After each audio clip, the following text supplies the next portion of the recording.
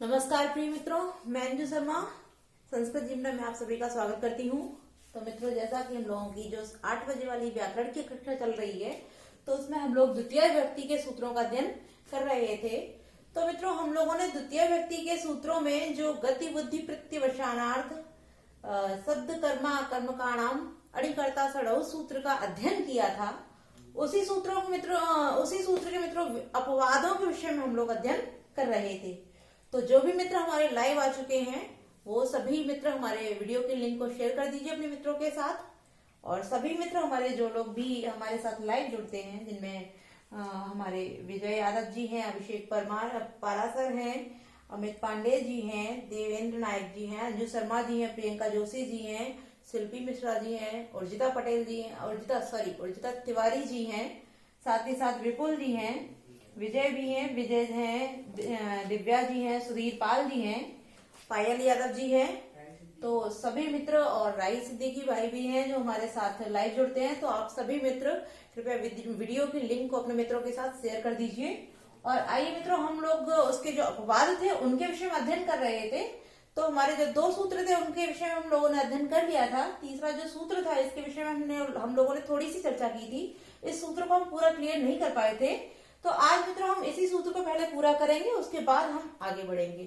तो हमारा जो सूत्र है एक और अन्य तरश्याम, तो इसमें मित्रों कहा जा रहा है, क्योंकि यहाँ तरश्याम लगा, तरश्याम शब्द जिस सूत्र के साथ लग जाता है वहां एक नहीं 2 चीजें हो जाती हैं।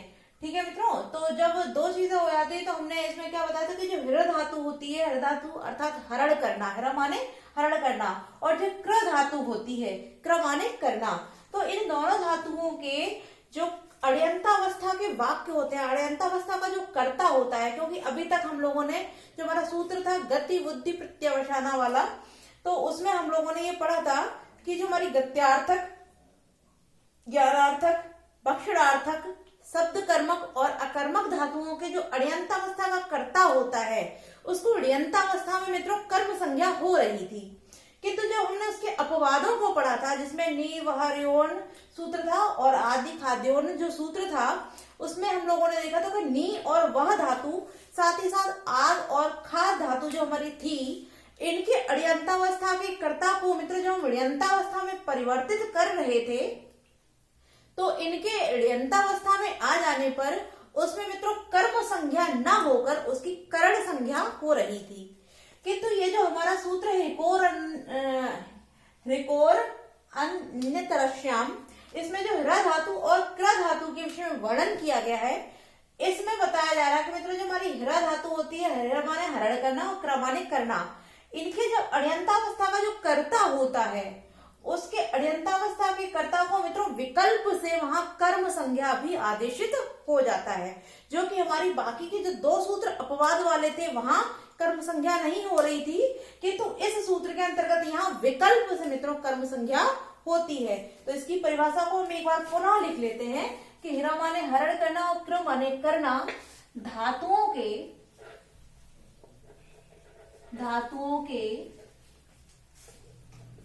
अड़यंतावस्था के कर्ता को विकल्प से कर्म संज्ञा होती है। ठीक है मित्रों, तो हमने जाना कि हृ धातु और क्र धातुओं के जो अड़यंतावस्था का कर्ता होता है, उसको विकल्प से अड़यंतावस्था में, किसमें अड़यंतावस्था में कर्ता को विकल्प से कर्म संज्ञा होता है। किसमें मित्रों? अड़यंतावस्था में उसको विकल्प से कर्म हो जाता है। अड़यंतावस्था का जो कर्ता होता है, तो उसको हृ धातु या क्र धातु वाले कोई भी वाक्य, अर्थात इन दोनों में से कोई भी धातु आपको अड़यंतावस्था के कर्ता में मिलती है, और जब हम उसको अड़यंतावस्था में परिवर्तित करते हैं, अड़यंतावस्था में, तो मित्रों उसमें क्या हो जाती है, उसमें कर्म संज्ञा विकल्प से होती है।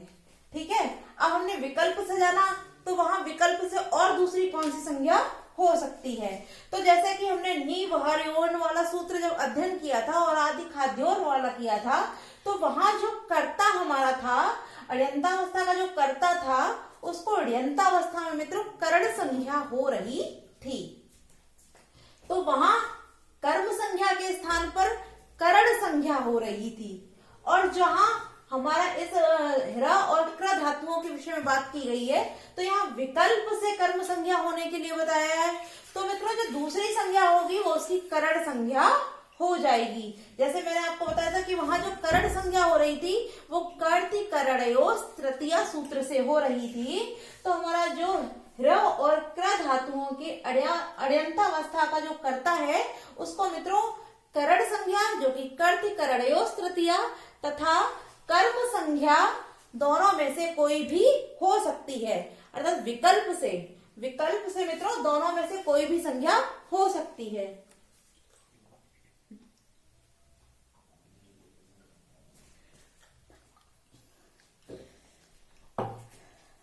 तो आइए मित्रों हम इसका एग्जाम्पल जान लेते हैं। जो उसका उदाहरण है उसको देख लेते हैं। तो इसका जो उदाहरण है हम यहाँ अड्यंतावस्था लिख देते हैं। अड्यंतावस्था और दूसरी तरफ लिखते हैं हम अड्यंतावस्था। तो इसका जो सूत्र है मित्रों वो हो जाएगा, जो एग्जाम्पल है वो हमारा हो जाएगा भृत्यः संदेशम हरति। भृत्यः संदेशम हरति। ठीक है। अब यहाँ जो हरति शब्द आया है, हम देखते हैं कि हरति की यहाँ हरण करने के अर्थ में जो हिरा धातु है उसका प्रयोग यहाँ कर लिया गया है। तो जो हमारा अड्यंतावस्था का जो वाक्य हो गया वो क्या हो गया मित्रों कि नौकर, जो भृत्य माने होता है नौकर या सेवक, तो नौकर के द्वारा संदेश को या जो किसी के द्वारा कोई संदेश भेजा गया है उसको हरति माने हर लिया गया है। और नौकर जो है वो संदेश को हरता है। तो नौकर संदेश को हरता है, ये हमारा अड्यंतावस्था का वाक्य हो गया है। अब अड्यंतावस्था में जो हमारा भृत्य है वो कौन है मित्रों? कर्तृ है, अर्थात वो करता है भृत्य। अब जब हम उसको अड्यंतावस्था में परिवर्तित करेंगे तो जैसा हमने बताया आपको कि यहाँ विकल्प से मित्रों इसकी कर्म संज्ञा भी हो जाएगी। तो इसका जो हो जाएगा, अगर हम विकल्प की बात करते हैं तो यहाँ हमारे मित्रों दो रूप बनेंगे। अब दोनों हम देख लेते हैं कौन कौन सा बनेगा। एक तो हो जाएगा भृत्येन, जैसा कि हमने बताया आपको कर्ति करणयोस् तृतीया सूत्र से यहाँ पर इसकी करण संज्ञा हो जाती है। तो भृत्येन संदेशम हारयति। ठीक है मित्रों। अब आपने देखा कि यहाँ जो भृत्य है वो संदेश को हर रहा था, अर्थात चुरा रहा था। तो यहाँ क्या भृत्य के द्वारा संदेश को हरा जाता है। ठीक है मित्रों। अब इसका जो विकल्प से कर्म संज्ञा हो रही है, विकल्प से जो इसकी कर्म संज्ञा हो रही है, तो विकल्प से इसकी कर्म संज्ञा किस प्रकार हो जाएगी, तो इसका हम दूसरा जो रूप बनेगा उसको भी देख लेते हैं। तो जो कर्म संज्ञा होगी उसमें हो जाएगा मित्रों भृत्यम, क्योंकि विकल्प से यहाँ कर्म संज्ञा हो रही, तो भृत्यम संदेशम हारयति। ठीक है मित्रों। तो ये जो हमारा अड्यंतावस्था का कर्ता है, जहां हमारा एक वाक्य बनना था भृत्य संदेशम हरति, इसके यहाँ दो रूप बन जाएंगे, भृत्येन संदेशम हारयति तथा भृत्यम संदेशम हारयति। अगर आपको फिर भी कोई कंफ्यूजन हो रहा हो तो हमने पूर्व की समान ही बताया कि आप यहाँ एक शब्द जोड़ सकते हैं अगर आपको समझने में कोई भी दिक्कत होती है। हम यहाँ अगर स्वामी जोड़ देंगे तो ये और अच्छे से क्लियर हो जाएगा कि जो स्वामी है वो भृत्य के द्वारा संदेश को हरवाता यानी चुरवाता है। यहाँ भी यही हो जाएगा कि स्वामी नौकर के द्वारा जो संदेश है उसको चुरवा लेता है। ठीक है मित्रों। इसके दोनों रूप इसमें बन जाएंगे। अब जो क्र धातु है हम उसको भी देख लेते हैं। तो इसका एग्जाम्पल है देवदत्तः कटम करोति। अर्थात जो देवदत्त है वो चटाई को बनाता है। देवदत्त चटाई को बनाता है। चटाई को करता है, करोति अर्थात करता है या बनाता है। अब इसका भी मित्रों क्या हो जाएगा यहाँ पर, क्योंकि हमने बताया अभी आपको कि क्र धातु या हरा इन दोनों में से कोई भी धातु हो तो अड़यंतावस्था के कर्ता को अड़यंतावस्था में मित्रों विकल्प से कर्म संज्ञा हो जाती है, अर्थात इसके दो दो रूप बनेंगे। आप इनमें से कोई भी रूप इसका बना सकते हैं। जैसे भृत्य संदेशम हरति का स्वामी भृत्येन संदेशम हारयति हो गया, साथ ही साथ स्वामी भृत्यम संदेशम हारयति हो गया। तो आप इन दोनों में से मित्रों कोई भी रूप बना सकते हैं। इसी प्रकार इस जो वाक्य जो देवदत्ता कटम करोति है, इसके भी मित्रों दो रूप बनेंगे। अब वो दो रूप हो जाएंगे देवदत्तेन कटम कारयति, देवदत्तेन कटम कारयति, देवदत्त के द्वारा चटाई को बनवाया जाता है। ठीक है मित्रों, ये इसका रूप हो गया। साथ ही जो हमारा विकल्प से जो रूप बनेगा वो हमारा हो जाएगा यहाँ पर देवदत्तम कटम कारयति, देवदत्तम कटम कारयति। अब यहाँ आगे आप कोई भी शब्द लगा सकते हैं, यज्ञ दत्त कर लीजिए या कोई भी और कोई भी नाम जोड़ सकते हैं जिससे कि आपको क्लियर हो जाए। तो हम यहाँ यज्ञ दत्त लगा देते हैं, यज्ञ दत्तः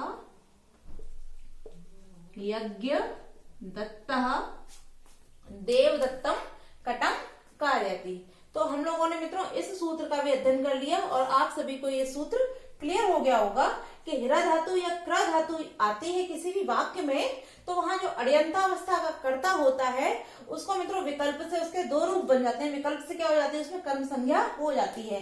तो जो हमारा निश्चित रूप बन रहा है वो कौन सा बनेगा, ये जो हमारा स्वामी भृत्येन संदेशम हारयति है, ये तो रूप हमारा बनेगा ही बनेगा।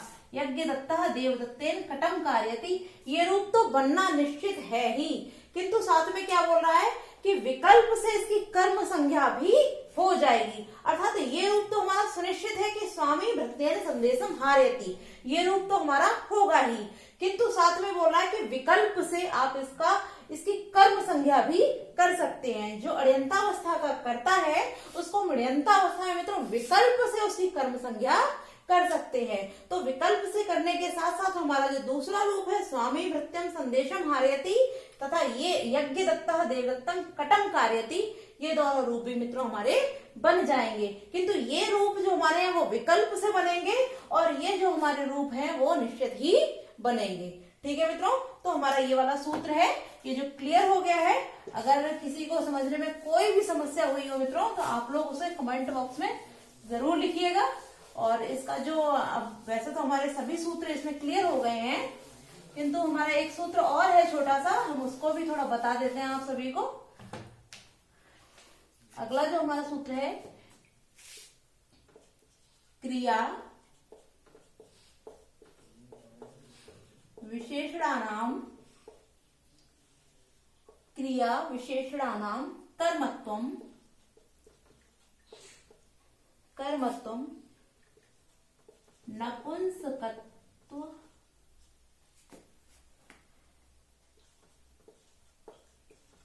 नपुंसकत्व मेक वचनात् वचनान् तत्वं चेष्यते।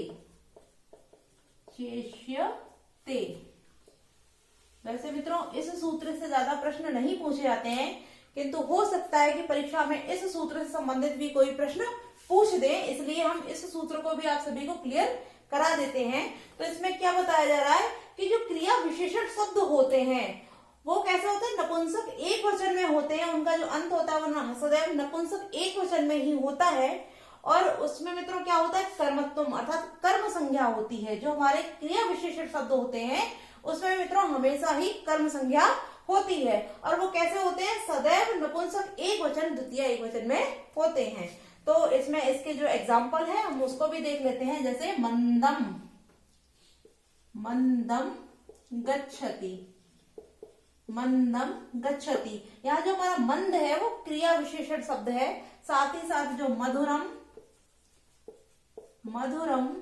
वदति और शोभनम पठति, शोभनम पठति। तो हमारे इस प्रकार के मित्र जो शब्द होते हैं, जो वाक्य होते हैं, अर्थात जो क्रिया विशेषण शब्द होते हैं, इनमें भी आप सभी ने देखा होगा कि ये सदैव कैसे होते हैं, द्वितीय विभक्ति, इनकी भी कर्म संज्ञा हो जाती है, अर्थात यहाँ भी मित्रों द्वितीय विभक्ति हमेशा हो जाती है। तो आज हम लोगों ने द्वितीय विभक्ति को समाप्त कर लिया है। तो द्वितीय विभक्ति हमारी पूर्ण हो गई है और उसमें जितने भी सूत्र थे उन सभी सूत्रों का मित्रों हम लोगों ने अध्ययन कर लिया है। अगर इनमें से किसी भी सूत्र से संबंधित यदि आप में से किसी को भी कोई भी समस्या है तो आप उसको अपने कमेंट बॉक्स में लिख सकते हैं, जिससे कि हम पुनः उस सूत्र को मित्रों और अच्छे से समझा देंगे और आपको कोई समस्या नहीं होगी। तो आइए साथ ही साथ मित्रों आज हम तृतीय विभक्ति का आरंभ करते हैं और एक सूत्र तृतीय विभक्ति से संबंधित किसी सूत्र का अध्ययन करते हैं। तो आज हम लोग तृतीय विभक्ति को आरंभ करते हैं और तृतीय विभक्ति में जो हमारा प्रथम सूत्र है उसके विषय में अध्ययन करते हैं। तो हमारा जो प्रथम सूत्र है वो है मित्रों साधकतमम, साधकतमम करणम, साधकतमम करणम। अब मित्रों शब्द वही प्रश्न आ जाता है कि अगर आपसे पूछा जाता है कि ये जो सूत्र है हमारा ये किस प्रकार का सूत्र है, तो मैं आप सभी को पहले भी जब हमने द्वितीय विभक्ति का अध्ययन किया था, प्रथमा का अध्ययन किया था, तब भी बताया था कि हमारे जो सूत्र है उनके 6 प्रकार होते हैं, जिनमें अधिकार सूत्र, परिभाषा सूत्र इत्यादि विधि सूत्र वगैरह सब जो आते हैं। तो ये जो हमारा सूत्र है मित्रों वो संज्ञा सूत्र होता है। इस सूत्र को हम कहते हैं संज्ञा सूत्र, अर्थात जो हमारा साधकतमम करणम सूत्र है वो मित्रों क्या करता है, वो संज्ञा करता है, अर्थात करण संज्ञा को करता है, इसलिए ये संज्ञा सूत्र है। अब इसकी हम परिभाषा को भी लिख लेते हैं, जो इसकी संस्कृत में परिभाषा है उसको लिख लेते हैं। तो जिसकी संस्कृत में परिभाषा है वो है क्रिया सिद्धौ, क्रिया सिद्धौ प्रकृष्टोपकारकम, प्रकृष्टोपकारकम करण संज्ञम स्यात्, करण संज्ञम स्यात्। ठीक है मित्रों, ये इस सूत्र की संस्कृत में परिभाषा है। अब हम इसके अर्थ को भी जान लेते हैं। तो इस परिभाषा में क्या कहा जा रहा है कि क्रिया की सिद्धि में जो प्रकृष्ट अर्थात अत्यंत निकट जो उपकारक होता है, उपकारक से तात्पर्य मित्रों यहाँ साधक या साधन, जो हमारा साधन होता है क्रिया की सिद्धि के लिए, जो अत्यंत निकट कारक होता है, जो उपकारक होता है, उसकी क्या हो जाती है मित्रों, करण संज्ञा हो जाती है। अर्थात क्रिया की सिद्धि में अत्यंत उपकारक जो साधक है, जो साधन हम प्रयोग करते हैं किसी कार्य को करने के लिए, जब हम किसी भी वस्तु की सहायता लेते हैं, अर्थात किसी को हम साधन के रूप में प्रयोग करते हैं, तो उस उपकारक अर्थात उस साधन में मित्रों क्या है, उस साधन की क्या होती है, करण संज्ञा हो, अर्थात स्यात् माने हो। तो यहाँ बोल रहे हैं कि जो क्रिया की सिद्धि है उसके उत्कृष्ट कारक यानी उसके अत्यंत जो साधक वस्तु है उसकी क्या हो जाए मित्रों, करण संज्ञा हो जाए। तो इसमें करण संज्ञा किसकी हो जाएगी, जो हम कार्य कर रहे हैं उसकी सिद्धि में जो हमारे लिए सहायक वस्तु होती है उसकी मित्रों करण संज्ञा हो जाती है। ठीक है, अब ये तो इसकी परिभाषा थी, किंतु यदि सूत्र से इसका अर्थ बिल्कुल सिंपल भाषा में देखना चाहें तो क्या हो जाता है कि साधक तमम, जो हमारा साधक, जो हमें साधन वस्तु होती है, सहायक वस्तु होती है, तब माने उसमें करणम अर्थात करण संज्ञा हो जाती, उसकी क्या हो जाती है मित्रों, करण संज्ञा। तो साधक जो हमारी साधन वस्तु है तब माने उसकी क्या हो जाए, करणम, करण संज्ञा हो जाए। तो इस सूत्र से भी जान लिया और इसकी परिभाषा से भी जान लिया। तो इसका अर्थ हो गया मित्रों कि जब हम कोई भी कार्य करते हैं और कार्य करते समय जब हम किसी भी वस्तु की सहायता लेते हैं, तो जिस कार्य को करने के लिए हमने जिस वस्तु को उपयोग किया है, जिसकी सहायता ली है, उस उपयोगी वस्तु की ही मित्रों करण संज्ञा हो जाती है। ठीक है, आप सभी समझ गए होंगे। अब इसका उदाहरण उसको भी हम जान लेते हैं, जैसे तलवार से काटता है, तलवार से काटता है। ठीक है मित्रों, अब यहाँ कोई भी व्यक्ति काटता है और काटने के लिए जिस वस्तु की वो सहायता ले रहा है वह वस्तु क्या है? वह वस्तु है हमारी तलवार। तो यहाँ उपयोगी वस्तु कौन सी हो गई मित्रों? तलवार। और तलवार को साधन के रूप में प्रयुक्त करने के कारण इस तलवार की ही मित्रों क्या हो जाएगी? करण संज्ञा हो जाएगी। और जब इसकी करण संज्ञा हो जाएगी तो इस तलवार में ही मित्रों क्या हो जाएगी? तृतीय विभक्ति लग जाएगी, क्योंकि करण संज्ञा जहां होती है वहां तृतीय विभक्ति हो जाती है। तो जब इसकी करण संज्ञा होगी तो यहाँ तृतीय विभक्ति हो जाएगी। तो इसका जो रूप बनेगा वो क्या हो जाएगा मित्रों? असिना असिना छिनति, छिनति अर्थात तलवार से काटता है। एक और बिल्कुल सिंपल सा मैं उदाहरण आप लोगों के लिए लेके आई, जैसे कलम से लिखता है। कलम से लिखता है। अब वही जो यहां उदाहरण था वही चीज मित्रों यहां आ गई कि लिख रहा है। कोई भी व्यक्ति है, चाहे वो राम हो, मोहन हो, गीता हो, सीता हो, कोई भी है, वो लिख रही है और लिखते समय वो जिसका उपयोग कर रही है, जिसकी सहायता ले रही है, वो क्या है मित्रों? कलम। यदि कलम नहीं होगी तो वो नहीं लिख पाएगी। तो साधन के तौर पे जिसको प्रयोग किया जा रहा है वो क्या हो गई मित्रों? कलम। और कलम साधन के रूप में प्रयोग हुई है, अर्थात जो उसका उपकृष्ट कारक है तो वो क्या हो गई? कलम। और कलम में ही क्या हो जाएगी मित्रों? उसकी कलम की ही करण संज्ञा हो जाएगी, क्योंकि यहाँ साधन के रूप में कलम को प्रयोग किया गया है। तो जो इसका रूप बनेगा वो हो जाएगा मित्रों कलमेन। कलमेन लिखती, अर्थात कलम से लिखता है।